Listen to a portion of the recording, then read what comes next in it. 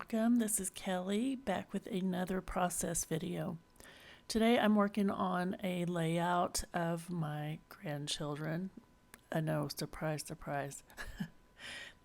And I'm using this new Maggie Holmes Market Square paper. I don't have any of the embellishments that go with this collection yet. I may or may not end up getting some of it. I ordered from a cherry on top and it just hasn't come in yet. And with a cherry on top, if you place an order for items that are not yet in stock, then you have to wait for your whole order. And I didn't want to do that. So I just ordered what they had, and luckily they had some of these cut apart sheets. So I've just decided to use those for my embellishments mostly. I will supplement with some of my own stash, but so as you see, I am cutting apart this entire sheet just because I bought several pieces of paper and I love this collection, so I know that I will be using those and might as well just stop right now and cut all of these out. And I have two sheets of cut aparts, two different ones. One has more like journaling bits, and the other one has some, like ephemera type stuff. So my initial plan was to create like a grid design, but I just couldn't get it to come together. So, and I've cut that part out because who wants to see me fiddling around with paper for 15 minutes trying to decide what I wanted to do.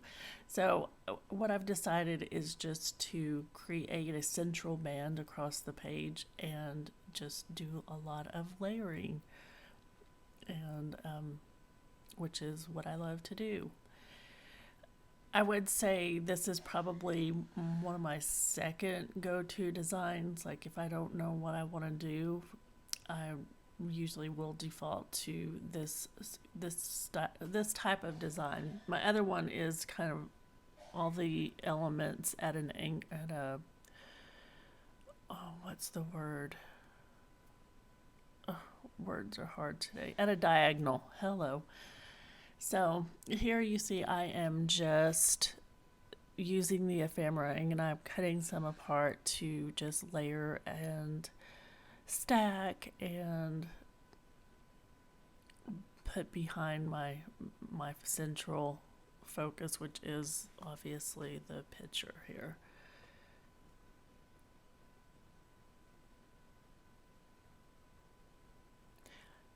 I love this kind of collage-y type look. I think it goes back to my days as a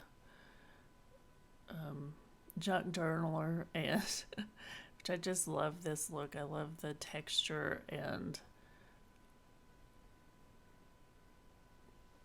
this is my jam right here.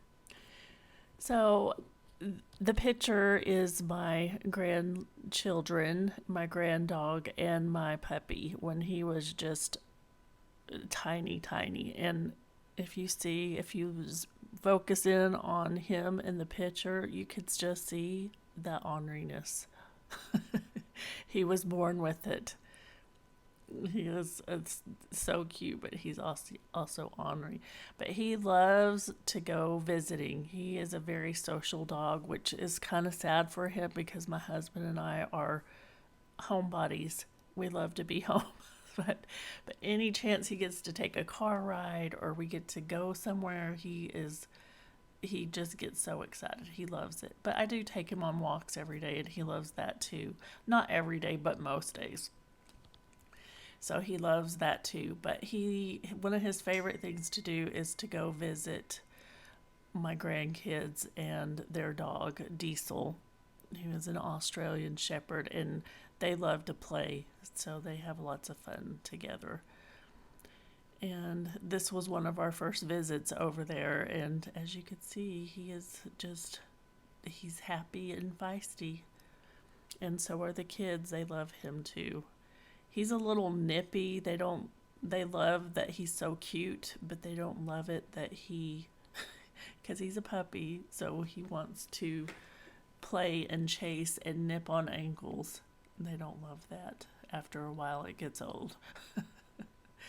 So my layout's coming together, and you see the cork pieces that I'm using. I'm participating in a weekend crop just hosted by Victoria Marie's, and one of the challenges was to use cork on your paper, which I had this package that I bought at Tuesday morning of cork pieces, and it's more geared towards like reading, but I have never used any of them, and I have 2 packages of these, so I thought this is perfect. I need to get some of these used, although I don't love the icons that are on these. I just don't think they go.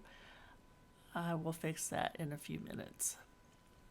But I do love the cork texture with these elements. I just don't love the pictures that are on the cork elements or the words. One of them is a globe, the other's a star, and the other one says fantastic. So another part of the challenge was to use your decorative punches, which is what I did here. I need to set these on my desk just so, because they're very useful. I have one that has leaves, and I have this one that has a vine on it. They're very useful, but let me turn my phone off because it's going to keep dinging. Just a second. So there we go. Sorry for that disruption. So I'm going to set these on my desk just so I will use them more. And I used some stickers from a sticker book that I got from Michael's just a few days ago. I hauled it. I did a video of my haul. And in that haul, I was talking about how it reminds me of the Maggie Holmes collections and just the colors and some of the elements. So it's kind of perfect for this layout. So I'm just adding some little stickers I feel like when you add some flat elements behind your more dimensional elements, it just gives another layer, another dimension, which I really like. And here is how I'm going to fix those cork pieces. I pulled out my Tim Holtz words and phrases, and I'm just going to use those to set right on top. So it gives the word strip a little more dimension, but it also mostly covers up those pictures or the icons and the words. You could still see a little bit of it peeking out, but it's not as distracting to me now. And I think I'm about done, and then I remember there was one more part of this challenge that I needed to get on here, and that was metal die cuts. And these are from Tim Holtz, and it's just some foliage that I had pre-cut. I try to do that, so it's just helpful for little fillers when if you're gonna cut some, if you got all that out, you might as well just go ahead and cut a whole bunch because you'll probably end up using them.